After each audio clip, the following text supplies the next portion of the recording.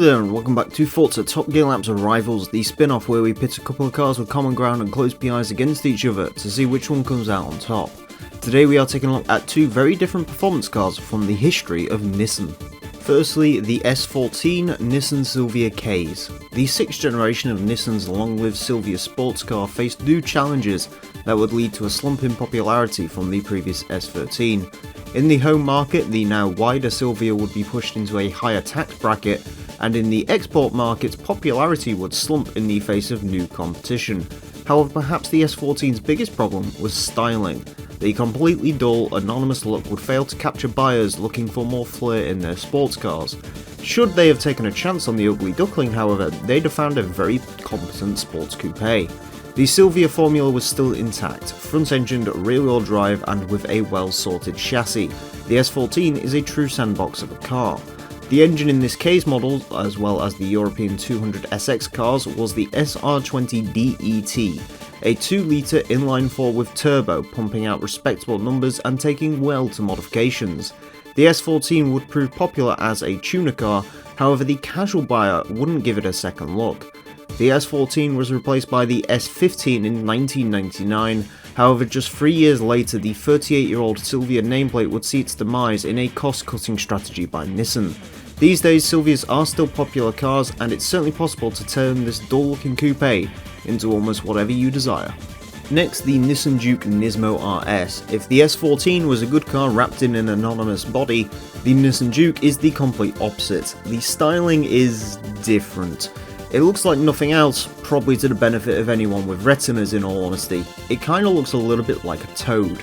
Beyond that, it's the performance version of a subcompact crossover, which to me seems utterly baffling.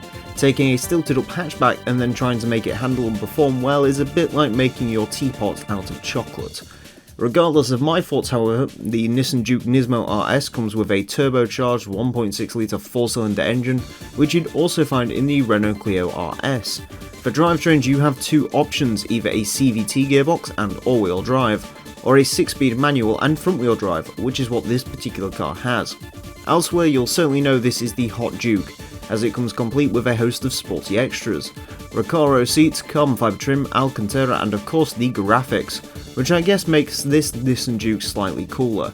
Unbelievably, despite the horrific looks, the Nissan Juke has proven popular, especially in Europe, being Nissan's second best selling vehicle. The second generation Juke launched in 2019 with an improved look based more on Robocop than a frog, and so far no performance version has been announced, thankfully. So there you go, the fall and the bigger fall of the mid-range Nissan performance cars. Still, despite not liking either of these cars particularly, I'm very curious to see what will happen on our track. Onto the track then, and we begin with the 1994 Nissan Silvia Ks, 217 horsepower, 202 foot-pound torque, 2,789 pounds of weight. In terms of these two cars, the statistics are actually a hell of a lot closer than you'd like to believe. However, the upshot of it is the Silvia has 2 more brake horsepower, making it the most powerful car here today, and it weighs around about 100 pounds less. So, on paper, the Silvia should have this. However, the Silvia is older, and that could make things interesting. As I mentioned before, I'm not a massive fan of the S14 Silvia, probably my least favourite of all the Nissan Silvias. I don't like the styling, and also I remember the hell that was getting this car into Forza, and the people that wouldn't stop moaning about it even though the S13 is a better car. Regardless of that, it is here. So how does it drive? Well, I'm pleased to report it's actually a pretty good car to drive. I wouldn't really expect much less from the Silvia. I'm used to these things being a little bit more oversteer. I've actually driven the S14 Aero, which was a car with the improved Aero package, and that felt slidier than this did, if memory serves me correctly. It feels very neutral, this car. It sort of does pretty much what you want it to do. There's a little bit more oversteer than understeer, but it is a great platform. Again, it's a great platform to tune and do whatever you want with it. It is pretty darn good, and again, I would recommend this model over the Aero model, even though the Aero looks better. This does drive better, in my honest opinion, so that's a bit of a weird thing I wasn't expecting to say today. Next up, as you see a mountain of wheel spin, the 2014 Nissan Juke Nismo RS, 215 horsepower, 210 foot-pound torque, 2,884 pounds of weight. So as you can see, this car has the 8 torque advantage over the Silvia, which actually could play a decent role in this one. I don't like the Nissan Juke, I'll be honest, I really don't. I'd kind of like to see it beat the S14 though, just because I think that would be a little bit of an upset to most people, but you know, regardless of my thoughts, it's going to do what it's going to do. Yeah, I can't stand the Juke. I don't like subcompact crossover cars because they make no sense to me whatever. I especially don't like the Nissan Juke because it's less practical than the hatchback it's based on, and it's a lot uglier.